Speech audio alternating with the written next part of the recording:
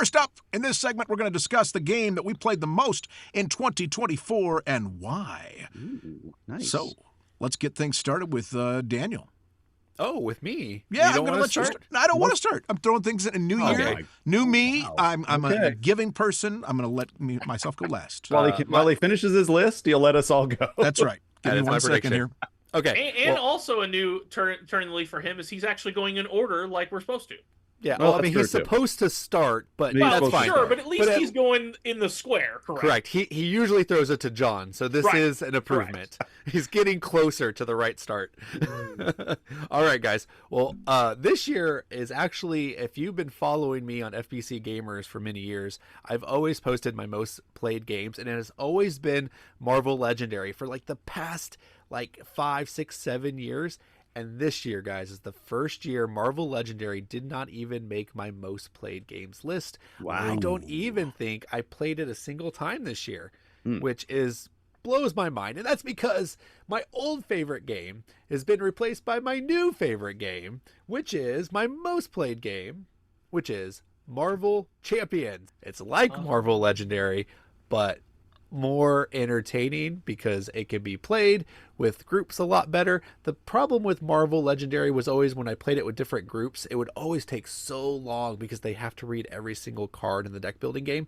Marvel Champions eliminates that. Also, it plays great solo and it plays really great with Randy. Me and him play it all the time together. And once we know the cards, the game plays really snappy. And Randy finally convinced me to play where I played 2 characters and he played 2 characters. And I thought it was going to be long and boring and just bothersome. And it's the way to play. It's so much more fun playing with 4 players. But in case you don't know, I know it's like a minute and a half in there and I didn't explain the game. But it's a deck construction game. You get to pick a Marvel character and then you get to attack and fight through a storyline. You're fighting Magneto and Juggernaut and Mr. Sinister and all the fun things above. Marvel Champions, it's the best. It's great, and it's my most played game of 2024. Very good. All right, John, what have you got? No shock there that it was a Marvel game from Daniel. I was a But little confused. mine, You notice I just wanted to just glaze Yes, right over it. I just did wanted to notice move that. on. No, I didn't even no, want to talk about it. I just wanted to move on. Let's talk about more Marvel, guys. Fine, Look at, one, fine. I got this great hoodie, this Oh, gee. X-Men 97 hoodie, and I fell in love with it. My wife was going to get it for me for Christmas because I was like, can I buy this? She says, no, wait for Christmas. I opened it on Christmas. There was nothing there on Christmas. She didn't get it to me. So this weekend, right before the snowstorm, I ran out and bought it. I Nice. love it. It's Big nice mistake and there, cozy. Sarah. Big. Yeah, I'm. Yes. Yeah, big mistake. That is interesting. We'll have to, that might be a little side note for this episode. I mentioned it in the intro, but we are actually recording in the middle of a huge blizzard here in the Midwest with ice and snow and Yeah. whatnot. It's really not a blizzard. It's an ice storm. It's just well, it layers depends of where you ice. are. So, see where you Oh, guys fair. are. You guys are a little further south. It's more ice. Up here, it's more snow. Ooh, We had lucky ice you. and snow. but we all still made it out to record. That's pretty good. We did. That's right. We made it all the way downstairs to our basements Hey, to record. we're not sloughing things off around here. That's Not making right. We excuses. work hard for our money. It was and looking hairy for Randy because he did leave at 2 a.m. last night, so that was Oh, fun. gee. Oh, Did he have his ice skates? Did he have ice skates with him? Yeah, it was fun. All right, Okay. enough of this. John, what's your most played game of the year? All right, my most played game. I'll go through a few of them here. It's this very much influenced by my kids this time, which it never is. And my kids are older now; they're teenagers, and so Okay. both of these games, my top 2, I had played with at least one of them. And the top game with 11 plays was District Noir, which is really odd. It's a 2-player card game which plays really quickly. And it's got a really cool mechanism to it where you're trying to get the most of different sets, but you also try to get collections of all the different types of sets. And there's 3 cards that if you end up with them in your hand and play them to the table, you win automatically. So if you see somebody's been playing those, everything you play is public information. What's in your hand is not. And so you're trying to keep, so if you have the 3rd card that's going to help him win, you're trying to keep it out there, make him take something else so he can't take that. And so that's a really rare way to win, but it's just something that gets thrown in the works that really makes some more strategy out of the game. But it's a really fun game, and it's odd. I think I talked about it when I got it. I bought the Fox Experiment, and an ad for this game was in the box, and I was like, "That looks cool." And like Daniel was saying at the time, nobody ever just buys something from the ad in the box. I was like, "That looks really cool." And then I was like, "Oh, I saw it on the website one time. Go ahead, let me try it. It looks really neat." And it was a success. Obviously, my most played game. But the rest of the ones on the list here were Marvel Remix, which, if you're not familiar, is a Marvel version of Fantasy Realms, which my kids wouldn't play Fantasy Realms, but you throw Marvel on something and they'll have an interest to it. And it connects enough with what all the characters do and how they interact with each other and how the villains, how you have to defeat them or whatnot. Thematically, it kind of has a connection to the Marvel theme, so it's kind of cool, and it plays quick. They'll sit down there and play that 2 or 3 times in a row. It's really awesome. So that got 10 plays. My top real game is this one right back here. You probably can't see it. River Valley Glassworks got 9 plays, just because that is one that you can play. Anybody can play it, and you can play like the base mode, and then you can add in a module and make it a little bit more complex once people know the scoring. And so that's one of those games where you have to kind of play it once, just get the feel of it first. Then people a lot of times want to play it again right away because like, now I understand, I want to play it again, and it plays quick enough you can do that. So there you go. That's my top 3 anyway. But number 1 was District Noir. Wow. That surprised me when I saw that. Well, we never asked for top 3, but thank you for that extra information regardless. I hope points are not deducted because of it. I hope they are. I don't know. It was very specifically said to be top of the. Oh, that's right. We didn't talk about this at the very beginning, but John actually lost 2 points because of our last top 10 list. So.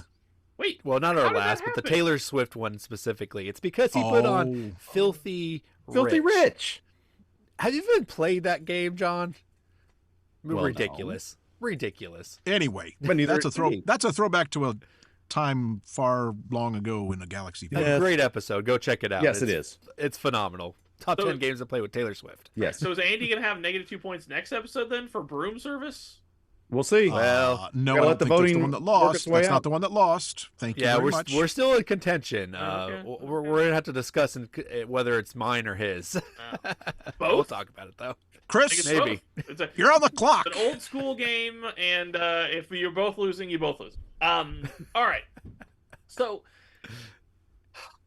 guys, I turned 40 this past year, and I feel it's starting to really set in because I went through all my games and was like, my plays, and I was like, oh yeah, that one's a surprise. I like it, but I don't know why. Kind of. I can't remember anything about it. Like, so for example, I had 6 games that I had played the most, and so then I picked this one because I really enjoyed it, and it was a new to me also game. So I'm worried that saying those words out loud is going to actually confuse Andy, but that's another story. All these topics time out. John comes up with these topics, and to me they all seem like the same topic. New to you, surprise to you, game of the year to you. They could all be the same game. Gosh. Anyway, go ahead, Chris. It is possible they could all be the same game, but they're not. Or you can parse them out, right? If you got 4 of them, but that's whatever. I'm getting off track. So the answer for me, most played, is Aquatica. Wow. And it was actually initially because of the show. John bought it and was like, hey, we should talk about this game or whatever. And we played it, and I really liked it. But this is what I'm saying. I'm back to 40.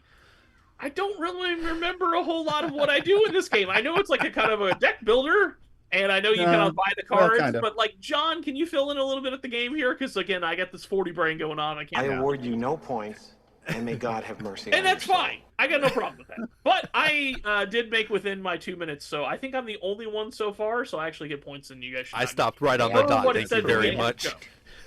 That's true. Well, I will speak up to Aquatica real quick. Okay. That's the episode we had Joe Bragg on with Christian Board Gaming. Yes. That's why we reviewed it. But it's it was also on the version with Tom Vassell, was it not? Well, we mentioned it. Yes. Yeah, it was one of our Play Shelf Trade. That's correct. Right. But it's a like a river game where you can buy something from the market. It's a deck building game, and then what's really cool about it is there's these. No, it's not a deck building game. There's this like board that when you buy the card, you put it under the card, and as you move the card up, it unlocks different abilities until it kind of gets to completion. Yes. So it's like this combo game where you're buying cards, and then you're also has a little bit of a deck as well. Yeah, I love combos. Yeah, you're building your deck, and you always have to play. The only thing you have to do on your turn is play a card out of your hand. Then you have all these other options. You can use like places you've conquered or places that you've purchased, and use actions off of them. You use actions off of your manta rays. You can do all these things to really cascade and make some huge turns. So it's one where you're kind of building it up for everybody else's turn. Then you're like, okay, here we go, let's go at it. Yeah, that's right. It's not really a deck builder. It's more of a hand management, and then with the board thing and how everything cascades up here. That was I was thinking about how you could buy the cards and how there's like the first market and the second market and the clears, and I was like, okay, that's cool, but that's very standard. But I was like, I know there's something special about this game that I really enjoyed. But that's what it was. Is how you put the cards down and how you have to kind of move them up and stuff like that. Yeah, it's a very interesting mechanic. I've not seen anything else, and it's a really good one. I really enjoy it. Thematically, you're conquering these places or bribing them, and then you're trying to get the stuff up to the surface. So that's what you're moving the cards up. Once you get it, it's a treasure, and you put it up in your treasure pile. So it's like, to me, it just needs the Aquaman IP, and then it would be complete. Ooh, there you go. No, Namor, man. Yeah, Aquaman is Submariner. so last. Yeah, in 1950s. Come on. Okay, see, don't have any idea what you're talking all right, about. Andy. All right, Marvel, man, Marvel.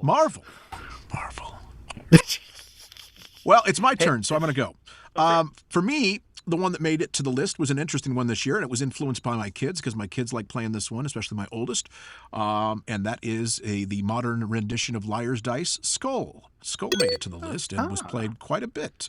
And if you haven't played Skull, well, let me tell you a little bit about it. First, it came out in 2011. And listen to these list of awards it got. It was the Golden Geek Best Party Game Award nominee in 2011. It was the Japanese Board Game Prize Voters Selection nominee.